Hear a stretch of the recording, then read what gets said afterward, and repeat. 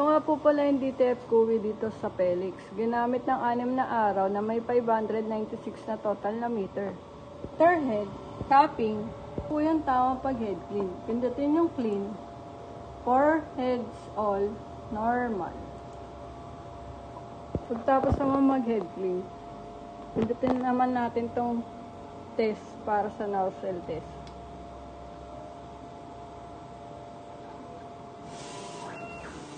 Ito naman po yung nozzle. Tapos polinisan naman po natin yung wiper.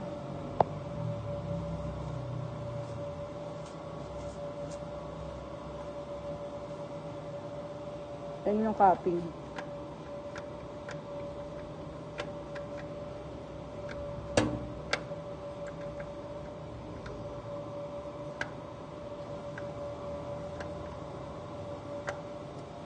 Ink system ay tama lang. Waste tank nilinis nung Thursday. BRN ground wire. Ito po yung in-use supplies. Ito po yung in-use supply na powder. Ito po yung sa CMYK. Ito po yung sa white ink, hindi ko pa nalagay sa lagayan eh. Yung pin, meron pa akong stock sa may ground floor.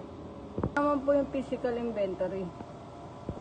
Ito naman po yung withdrawal. Ito naman po yung output record na alagay na rin siya sa system.